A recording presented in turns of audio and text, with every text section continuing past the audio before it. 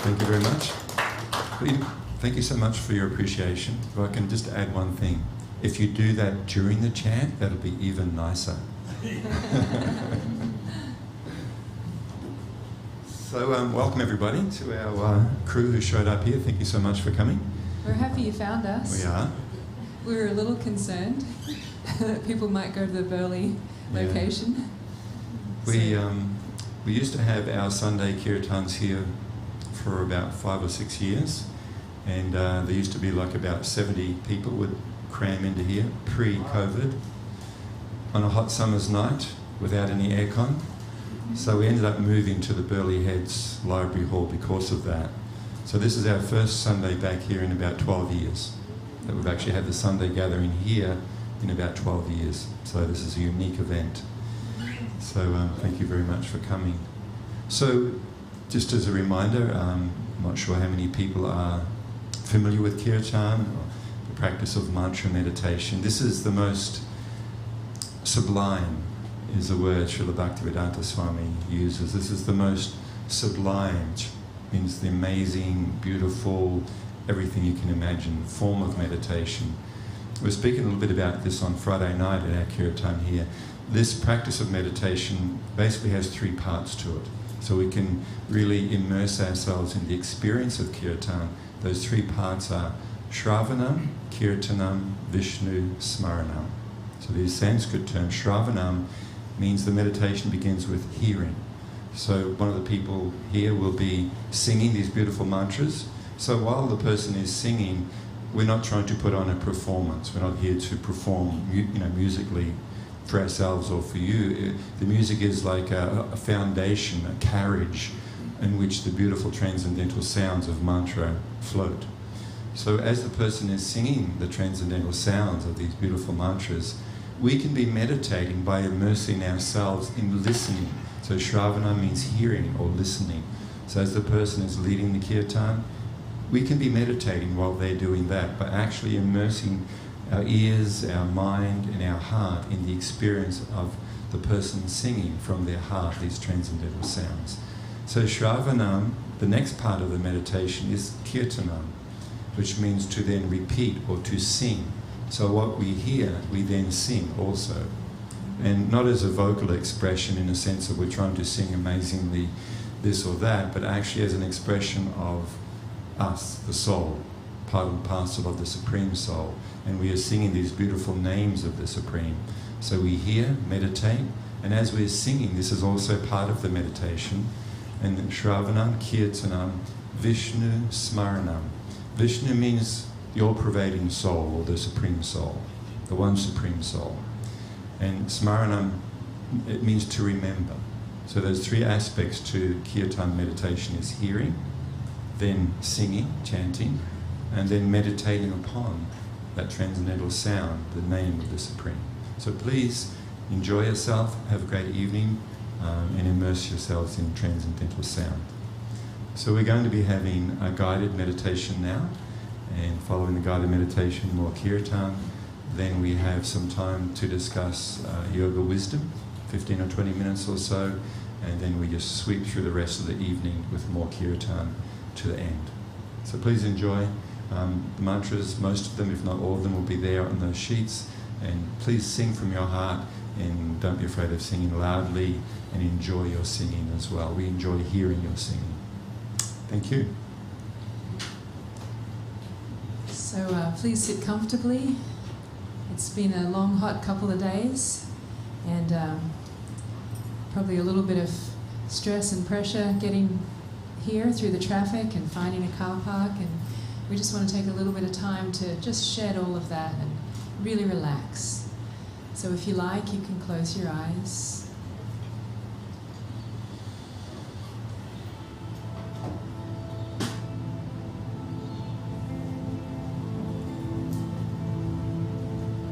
Just relax your shoulders. If you like, you can turn your palms up and bring in the thumb and the forefinger to touch. This is a hand gesture called Chin Mudra. Just helps the energy to flow nice and smoothly around the body. Soften and relax the chest. Relax the belly. Relax the hips.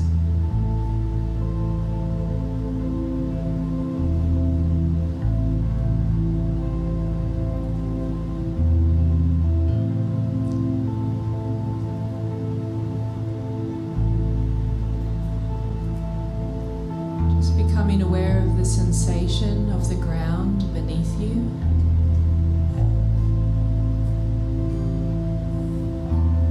Feel the weight of the body dropping down.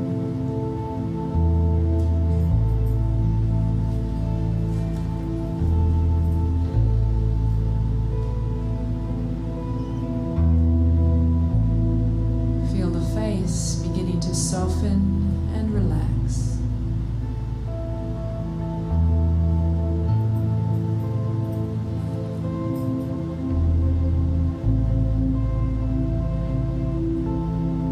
Relaxing around the eyes, the skin of the forehead. Relax your cheeks, your jaw. Separate the teeth a little bit.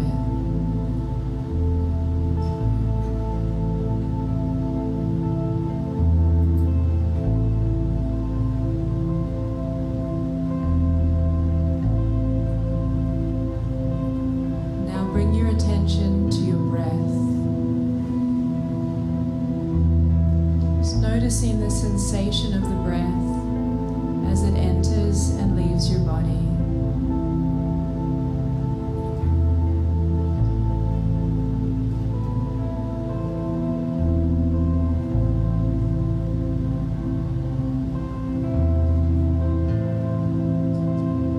We're not trying to take an especially deep breath.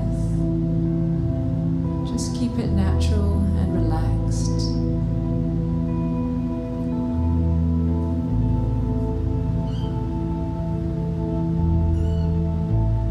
As you inhale, say to yourself, I am aware, I am inhaling.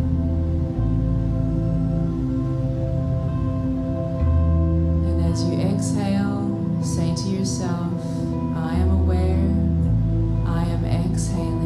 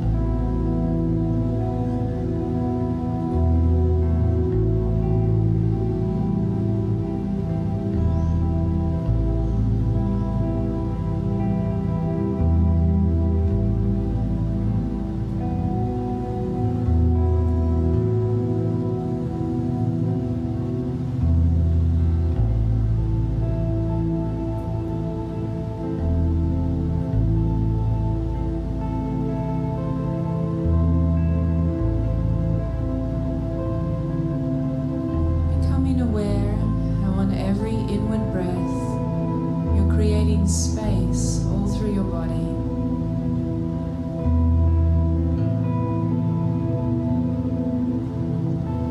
Not only your lungs are expanding, but on a cellular level, every cell in your body microscopically expands.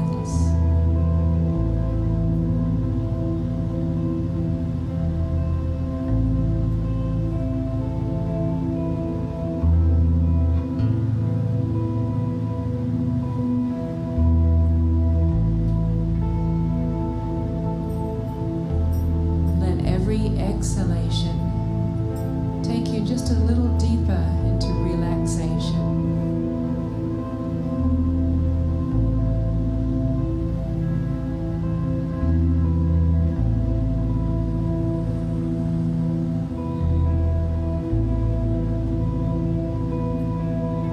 Feel your muscles softening. Feel any tension dropping away.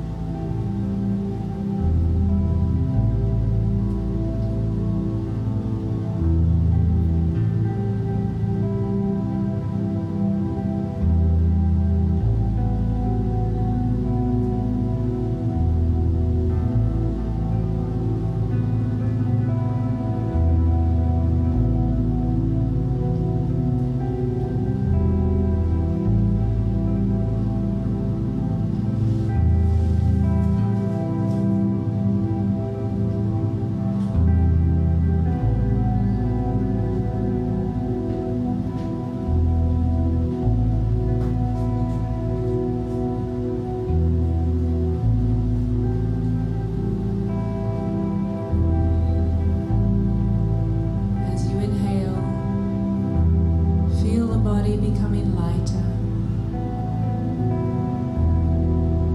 Experience that breath as effortless and natural.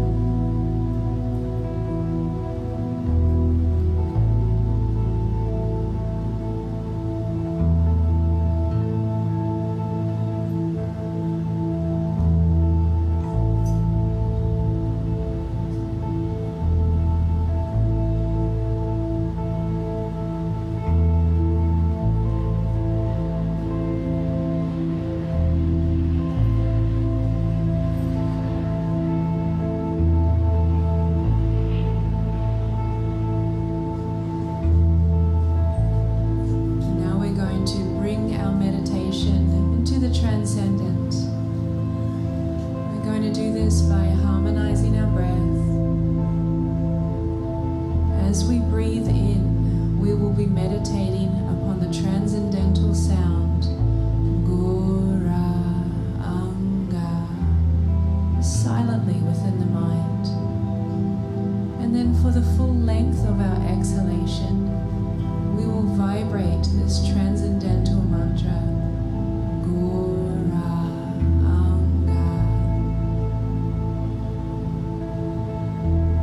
As we vibrate this mantra, just feeling the sensation in your lips, your throat, your chest. Resting, relaxing, effortlessly associating with the beautiful transcendental sound of Gora Anga. So we'll harmonize our breath now, and on the third exhalation, we will add this Gora Anga mantra. Let's take a breath in together.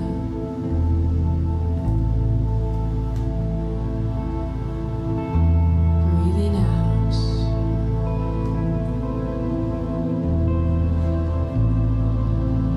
Breathing in.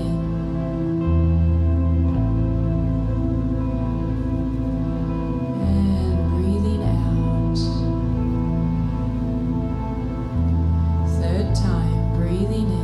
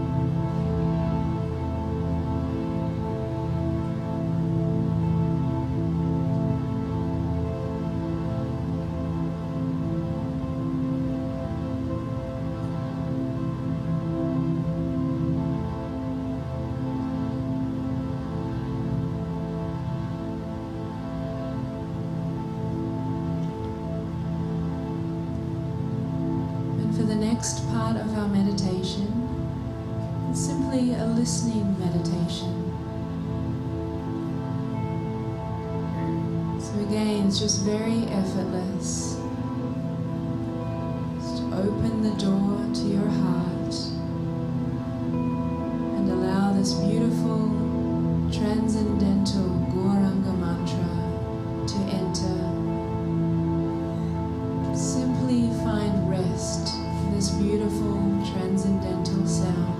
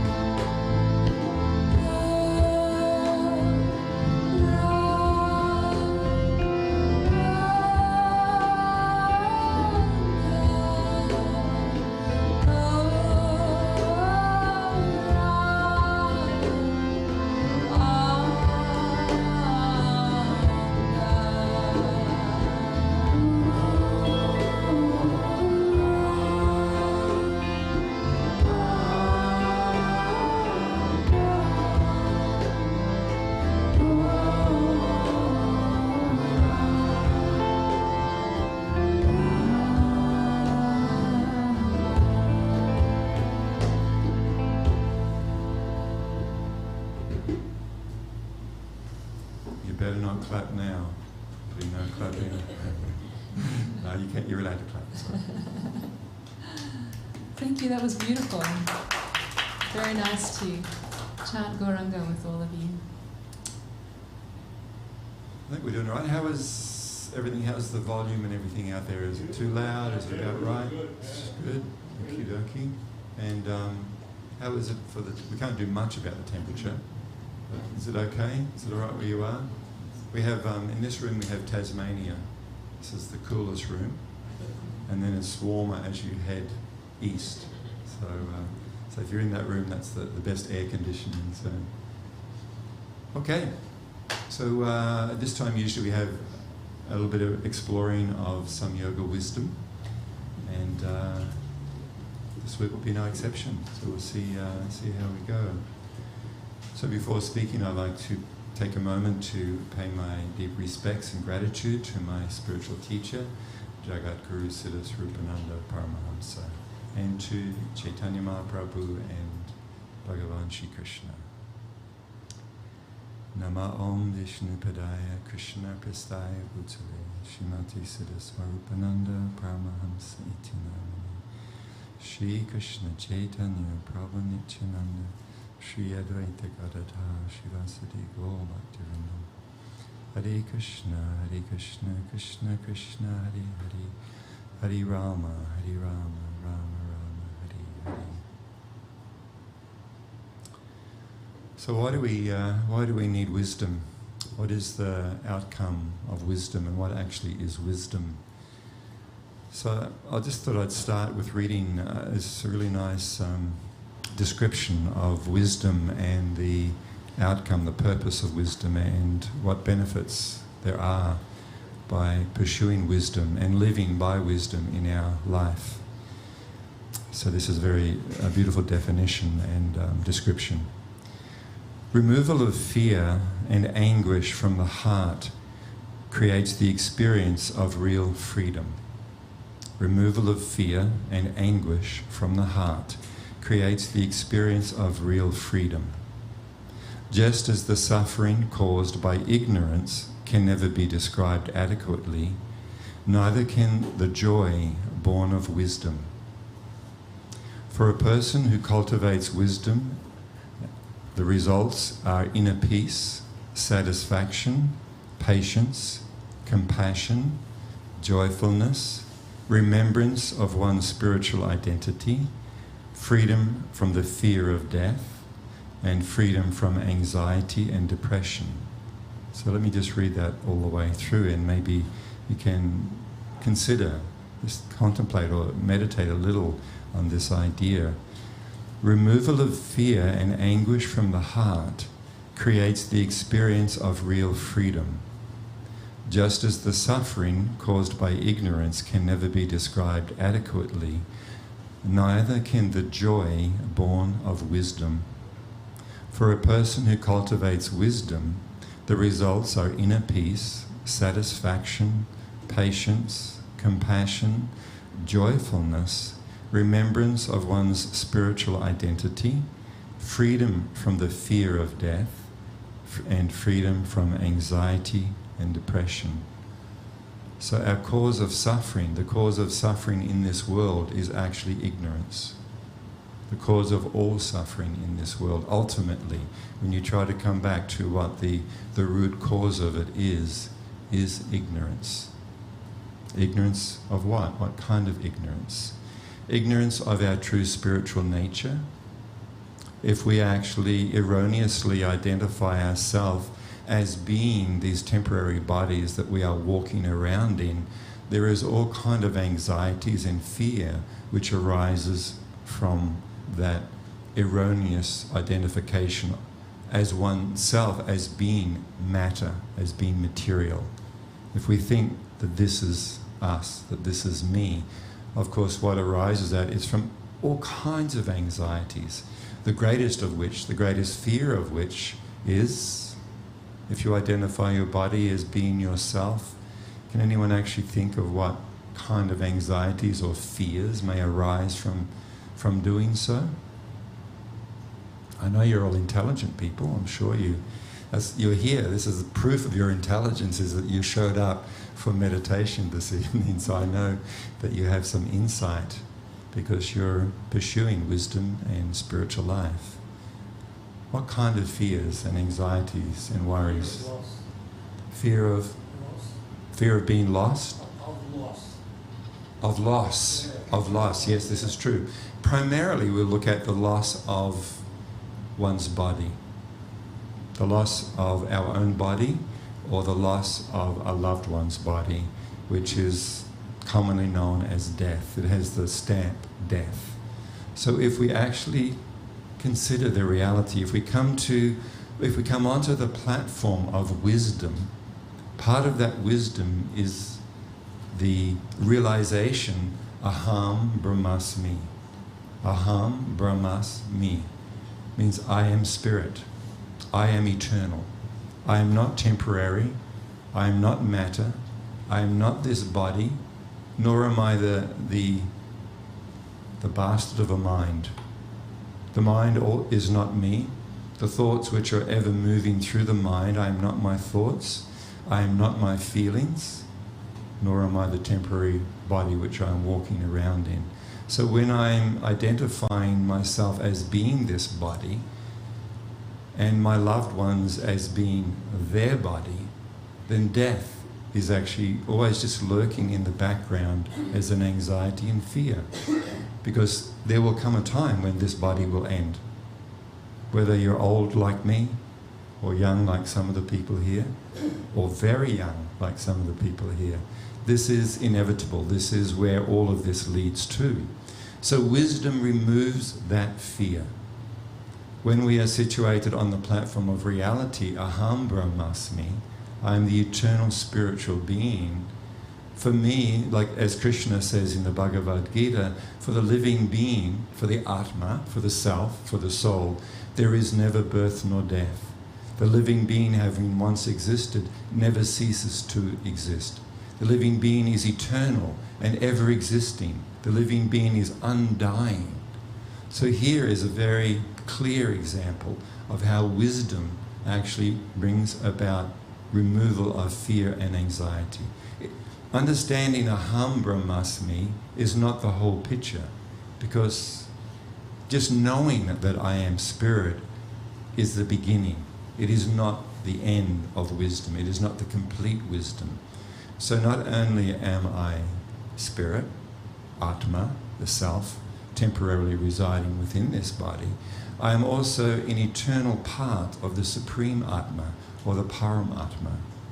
And to remove fear completely, because as you were saying, loss. So death, the real pain of death is not just in the physical experience that each one of us must go through when we go through the jaws of death. It is actually leaving behind everything and everyone that I am attached to. Is that understandable? It is actually the separation, or the loss, as you were saying, of everything I am familiar with and everything and everyone that I am attached to. I've placed my love and attachment and am finding my security in. Is this understandable? Has anyone ever lost something? We all, I'm starting to lose my mind, as my body is aging. It's a great fear. One will lose one's mind. But, we've all lost keys, we've all lost wallets, we've all lost phones, we've lost our way trying to find some place, right? So when we lose something which is of value to us, that is actually the experience of suffering, pain. Is that not true? Something of value when I lose it. So at death means I lose everything material that I am familiar with and attached to. Is that understandable? Everything, including that which I think is me, my body. I have to leave that behind as well. And all the things that the body is attached to, the stuff that we try to find, security, a platform of security in life, everything that my hand can grab, I of course leave my hand behind, I leave behind everything that is connected to my hand. Is that? So here we're understanding that wisdom conquers this fear. But deeper than this, further than this, is that the purpose of yoga is to find that joy within. Now what does that mean? It sounds like a cliche, that joy within. So not only are we the spirit soul residing within this body, and in the Vedas, in the yoga text, it's described that we, the self, are sitting in the region of the heart. So you, the Atma, the self, part and parcel of the Supreme Atma, you are sitting in the region of the heart in this body. And that is why, it is alive, because we are there. We are the living force within the body. But sitting right next to me within this body, there is actually an expansion of the Supreme Soul, known as the Param Atma, the Supreme Friend who is there within the heart of all living beings. And yoga, the path of yoga, is actually to again turn to that Supreme Friend who is sitting as close as my heart, within my heart, right next to me. This is actually the purpose of yoga, is to find shelter in that eternal, loving, reciprocal, perfect, joyful connection or relationship with the Supreme. The Supreme, who is known by many, many different names throughout all kinds of spiritual paths and religions and the sacred texts of the world. That Supreme Soul, that Supreme Friend, that Supreme Shelter is known by many, many different names. So in the yoga tradition, in the yoga text, these different mantras that we are singing tonight, these are different names of that one Supreme Soul. So Krishna is one of the names of the Supreme, which is found in the Vedic or yogic text. Gopala, Govinda, Rama, Madana Mohana, Gauranga, Nityananda. These are different beautiful names of the Supreme, beautiful personality of the Absolute. So this not only being situated in the wisdom of Aham Brahmasmi, I'm spirit, but also cultivating that inner spiritual life is the purpose of our existence. Is that also understandable? Once we know that we are spirit, not matter, that we are eternal, not temporary, then we understand that our real self-interest lies in who we truly are and what our real purpose in life is. So this is the purpose of wisdom. I was going to speak, how in life, I talk about life, we have, it's like a journey, and life is like a school where we're meant to learn lessons. If you heard that, probably each one of us here has even said that. We're meant to learn. We've come here to learn. Is that right? Everybody has heard that, understands that? We're meant to learn in a variety of different ways. From the mistakes which we make along our journey. We're not meant to wallow in self-pity, the mistakes that we make, because we all make them. We're actually meant to learn from them and then move on and do our best not to make those same mistakes again. We'll make different mistakes as we move forward, and then we'll learn from those mistakes. So I was actually thinking today, I was doing some yoga asanas, I try to do yoga exercises regularly. And what came to mind is the wisdom of a hand. Yes, you heard me right. The wisdom of a hand. That we can actually gain wisdom from a hand. Just to give you a couple of examples how there is actually wisdom all around us. Like it's spoken really clearly in the yoga text about, we can learn different wisdom, life lessons from nature. And one of the ones that stood out to me that I've heard my spiritual teacher speak about is the wisdom of a tree. That we can actually learn many, many things from a tree. And it's described that, what do we learn from that? So the wisdom A sage is sometimes described as being like a tree. A sage or a sadhu or a saint is like a tree. So what is it about a tree that a sage is like a tree? If you look at a tree, they are very tolerant. A tree is sitting out in nature, and it can be in the scorching heat, and it doesn't complain. It can be in the freezing cold with snow covering it, and the tree tolerates the experience and doesn't complain. But even more than that, like, dogs come up and pee on it, and the tree doesn't complain, right? All kind of people come up and carve, Judy loves Jimmy, so it's cutting into the tree with a knife, and the tree doesn't start whapping it with its, branches or anything like that. So this is like the heart of a sage is very tolerant to all the kinds of things which happen in life. But even more than that, if you look at the tree, maybe it's a large tree, a fruit tree perhaps. The tree gives shade to people who are in the heat. So it is there offering these gifts of shade. It is giving a shelter from storms or rain. The tree is providing something for us to lean against when we are tired. We can use the roots as a pillar even, or somewhere to sit. And the tree will supply fruit to anyone and everyone. It doesn't discriminate. It will only give fruit to a good person, a saintly person. It won't give fruit to a bad person. Is that understandable? The tree will give fruit to anyone and everyone who would like to take it. So we also want to become like a sage and learn these lessons from a sage. So just to cut to the chase about what I learnt from a hand while I was doing yoga. So I was doing various yoga postures and things like downward dog, as they call it, and different things. And as I was looking down, I saw this old person's hand. It's got what they call liver spots on it, and it's kind of crepey. You know, crepey, right?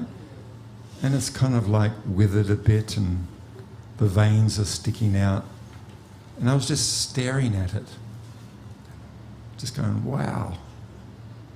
And what came to mind, I was a little shocked, because, I don't kind of look in the mirror that often, or I'm not, too worried about that kind of thing. And then I remembered a number of things. I remembered now as my body is aging, I remembered my grandmother who left her body in her 90s, beautiful lady. And I remember sitting with her one time when she was towards the end of her life. And she was telling me how she doesn't feel old.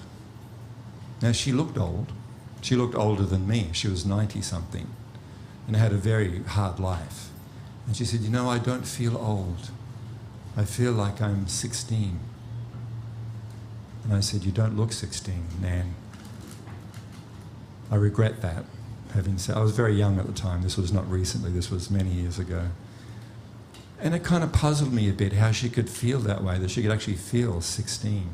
But now that my body is 66, I now understand what she was saying. Because as I looked down on that hand, my right hand, and saw what it looks like now, I realised that my body also is aging, but I don't feel the age that is on my driver's licence or my passport, 66. I absolutely do not feel that. So the realisation came, so many realisations came. And I remember one of the examples that my spiritual teacher uses when he is trying to explain that we are not our bodies. He explains how, the body is changing at every moment, how the body we have today is not the same body we had even 3 years ago. It's completely changed. There is not one atom, not one molecule in your body today which was in your body 3 or 4 years ago. We have a completely new body every 3 or 4 years. So this goes on longer as well. So the body we had 10 years ago, 15 years ago, 30 years ago, the body I had 60 years ago. When I look at a picture of me when I was 6 years old, 60 years ago, that body that's in the picture is not the same body that I have now. It is a completely different body. But I existed then, 60 years ago. I was there when that picture was taken. and I exist today.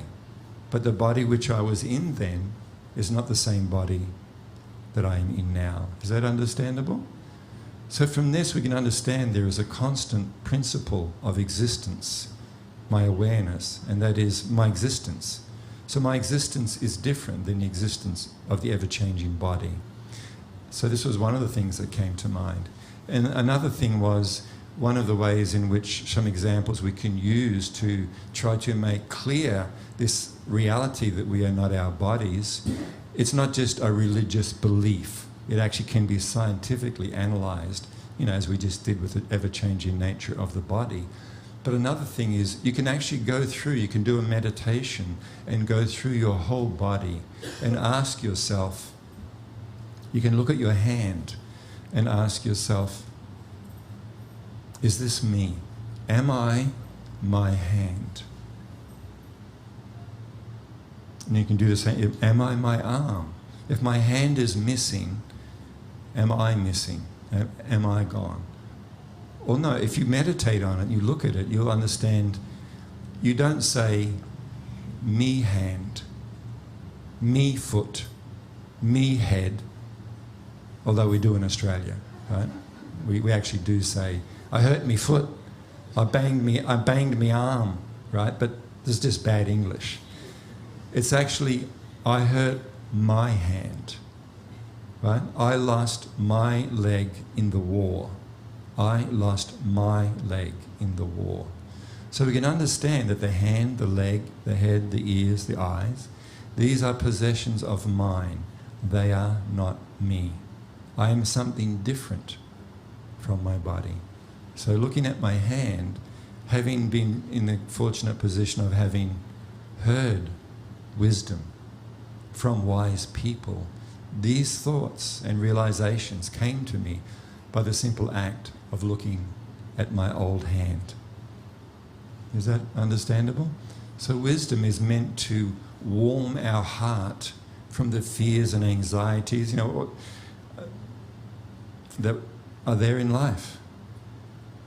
And they also meant wisdom is a guiding light of our footsteps on our journey in light. So rather than remaining in darkness, what is known as avidya, lack of wisdom, lack of knowledge, then by actually cultivating spiritual wisdom, our journey in life, we can avoid so many of the pitfalls and problems and worries and anxieties of life if we cultivate spiritual wisdom and then use that wisdom to guide our path in life.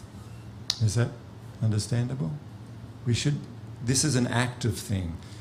This is something that we need. If you talk about cultivating, we're not talking about inaction.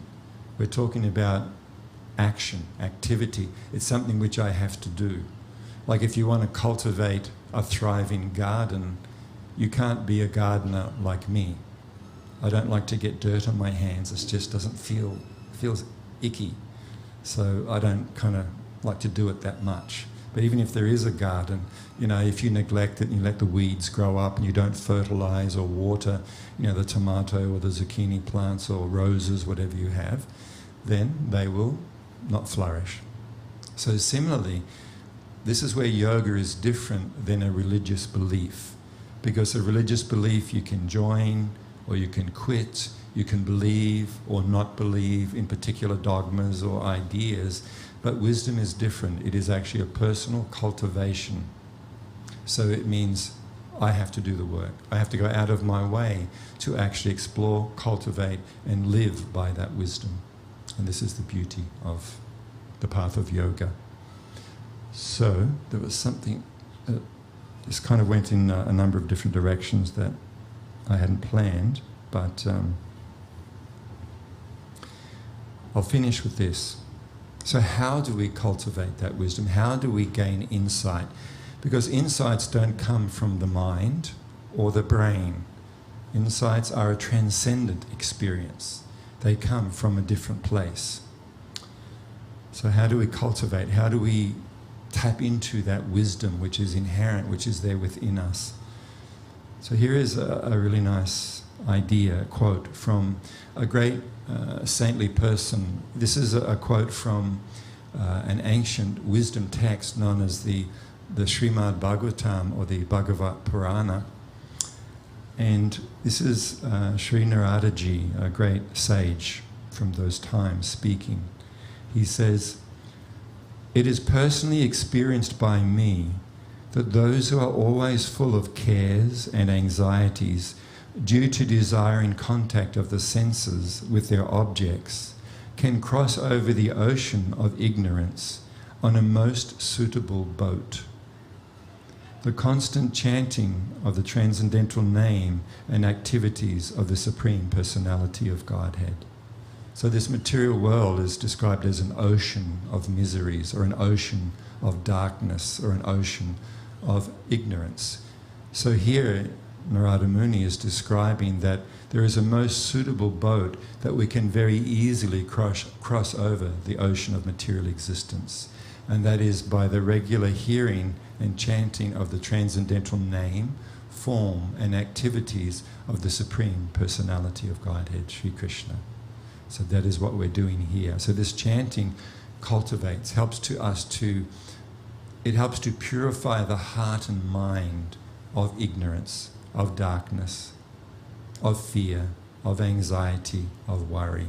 And it replaces it with all of those nice things. So we'll just finish up again by reading what we read originally, and then we'll come into some more kirtana straight away after that.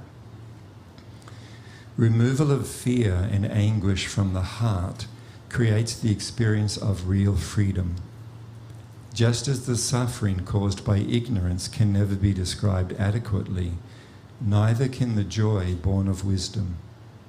For a person who cultivates wisdom, the results are inner peace, satisfaction, patience, compassion, joyfulness, remembrance of one's spiritual identity, freedom from the fear of death, and freedom from anxiety and depression.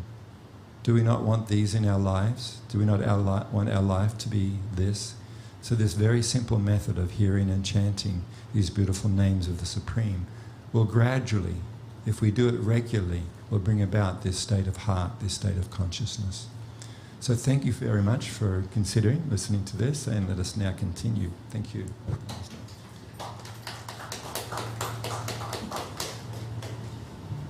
Okay, so we're going to have Madhulila come back and start us with some more kirtan.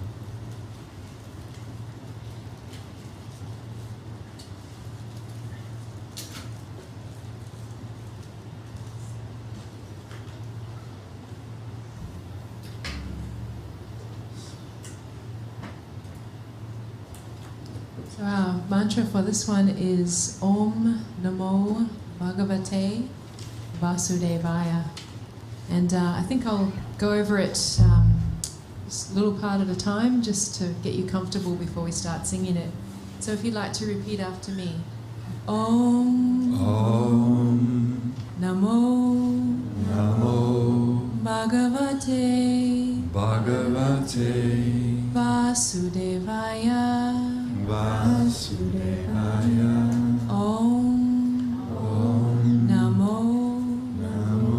Bhagavate Bhagavate Vasudevaya. Vasudevaya. Om Namo Bhagavate Bhagavate Vasudevaya. Very nice. You'll find it becomes really natural when you start singing it. And we add an Om Hari Om just on the end of the line as well.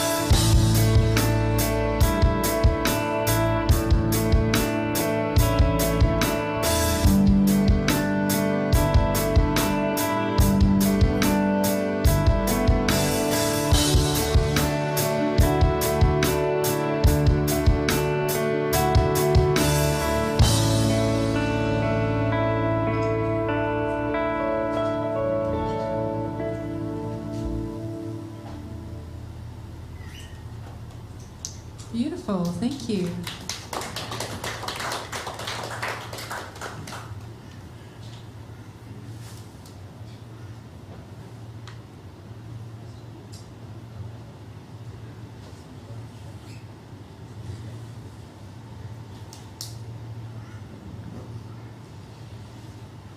That should be right.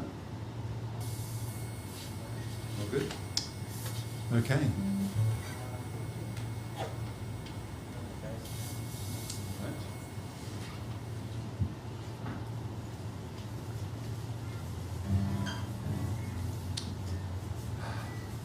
The wonders of modern technology, making our life easier.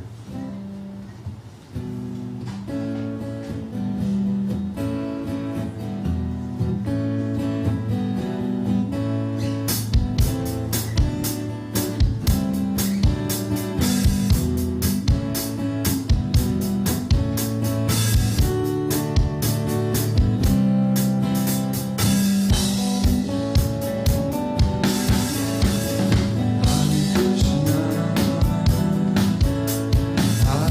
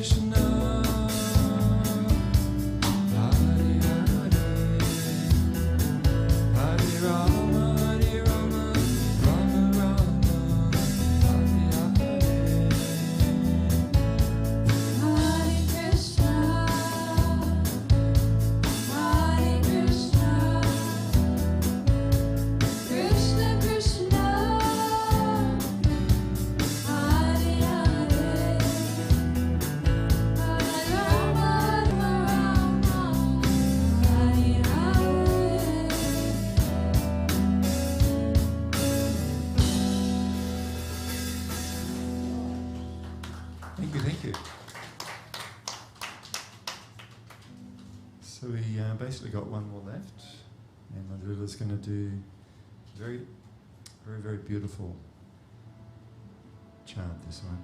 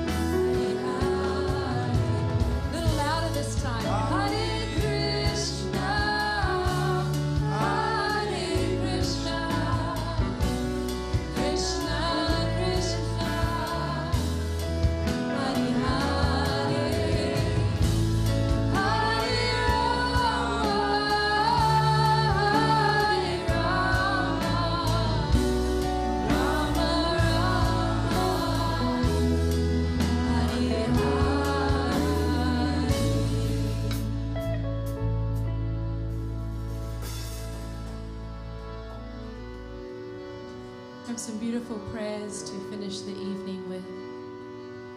One should chant the holiness of the Lord in a humble state of mind, feeling oneself to be lower than the straw in the street.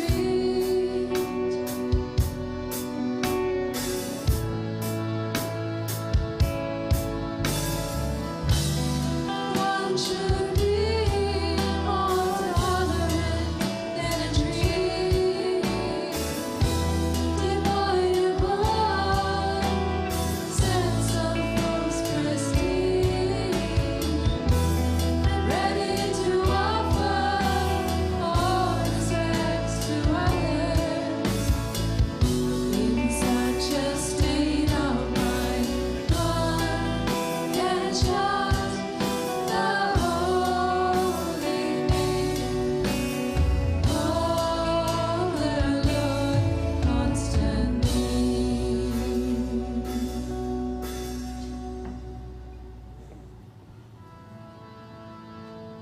Namaste Narashinaya Praladunadidayane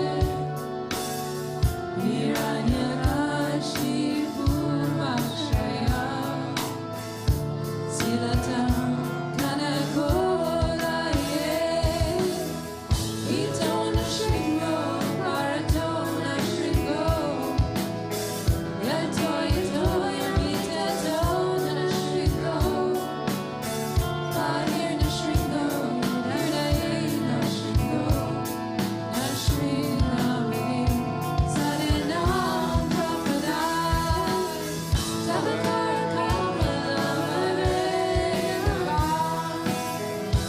Mahuta Shringa,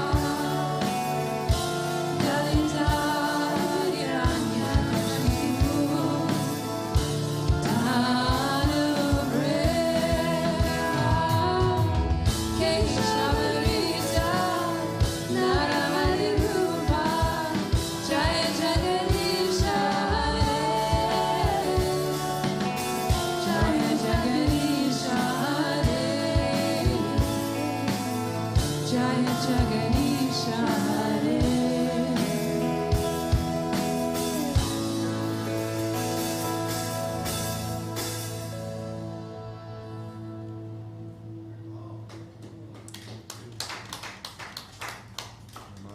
Namo Vishnu Padaya, Krishna Prastaya Bhutale, Srimati Siddhaswarapananda, Paramahamsa Tinami, Raja Shri Krishna Chaitanya Prabhu Nityananda, Shri Advaita Gadadhar, Shivasadi Gaur Bhaktivinoda, Hare Krishna, Krishna Krishna, Hare Hare, Hare Rama, Rama Rama, Hare Hare.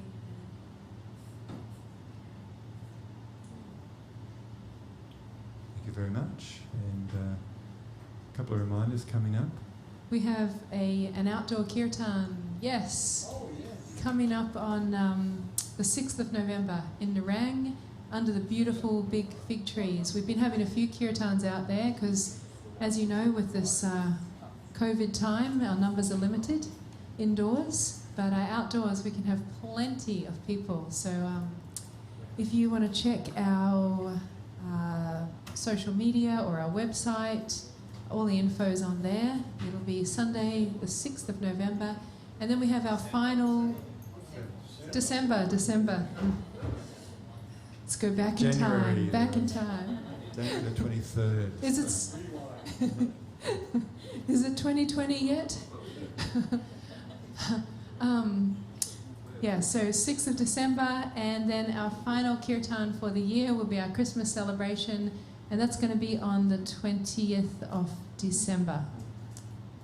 And that'll be also out at Nerang under the beautiful big tree. It's pretty magic out there. There's it's actually two trees, and they sort of grow side by side, and the canopies have combined to form this beautiful big area, and some kind soul has put lights all through the tree, so it's magic. Very, very nice. Yeah, make sure you book in for both the 6th and the 20th, the last one for the year, the 20th. And just, as we were talking about earlier about wisdom, you can go to asmy.tv, and there's all kind of yoga classes, meditation sessions, kirtans, a bunch of different wisdom talks by various teachers. So asmy.tv, and also another wonderful site that we recommend is wisdom.yoga. So if you can remember both of them, wisdom.yoga, and there's amazing resource of wisdom to guide our life through, and our one is asmy.tv. Thank you so much. Wonderful to chant with you all, and have a great week, and see you again soon. There you go. Thank you. Stay.